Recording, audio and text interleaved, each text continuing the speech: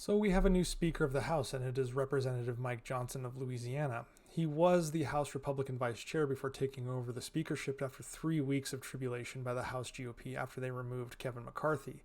And since you all follow me for the information I provide on things like Israel, Ukraine, China, and really anything geopolitical or economic or warfare based, here is where Mike Johnson falls when it comes to Ukraine and Israel. So Johnson is a staunch Trump supporter, and he sought to invalidate the 2020 election. He arrives as Speaker during a really turbulent time, obviously, with urgent issues emerging in places like Israel, Ukraine, China, and even the U.S. southern border all tie into this. These external pressures have stirred division within the House GOP, especially amongst the right flank and moderates. This is especially true when it comes to the aid to Ukraine, and the internal discord has made passage of recent bills with aid to Ukraine particularly challenging for Republicans that support Ukraine. There is a real concern that the House will no longer provide aid to Ukraine with this new speaker. President Biden, during a speech last Thursday, disclosed his intentions to forward a budget request to Congress, and this request is anticipated to be approximately $100 billion, and it aims to allocate a substantial portion of that to Ukraine, as well as money for Israel, the southern border, and the Indo-Pacific.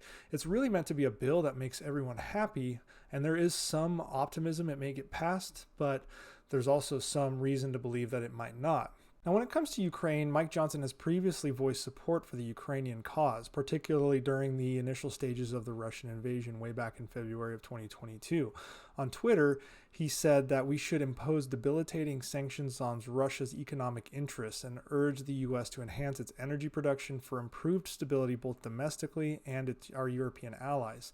He also stressed the importance of isolating Russia from global commerce and international bodies. He expressed his solidarity with the Ukrainians by saying America's prayers remain with the Ukrainian people. In April 2022, Johnson endorsed the Ukraine Democracy Defense Lend-Lease Act of 2022, which streamlined the process for the U.S. to extend military aid to Ukraine, which President Biden signed into law. However, Johnson's stance shifted in May of 2022, just a few months later, when he voted against a $40 billion aid package designated for Ukraine.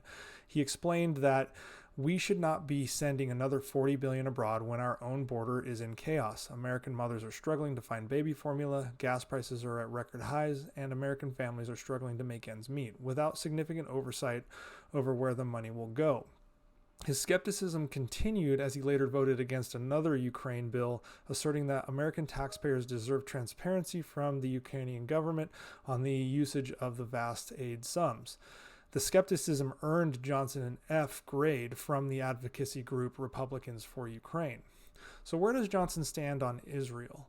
Well, he's been consistently supportive amidst its fight against the Palestinian militant group Hamas. Johnson expressed his unwavering stance when he issued a statement declaring the United States will unequivocally stand with Israel, and we will provide the support and resources necessary to rid the Middle East and the world of Hamas's terrorist regime.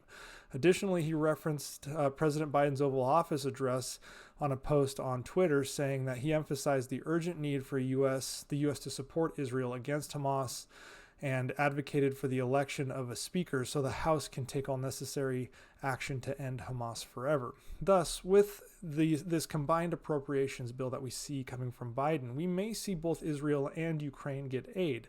But that is far from a foregone conclusion when the GOP's right flank abhors any aid going to Ukraine. They may just tank all aid going to various arenas so Ukraine gets none, and that's where we're at. One thing is for sure, it seems Mike Johnson is less friendly to Ukraine and their cause and their fight against Russia than Kevin McCarthy was when he was Speaker.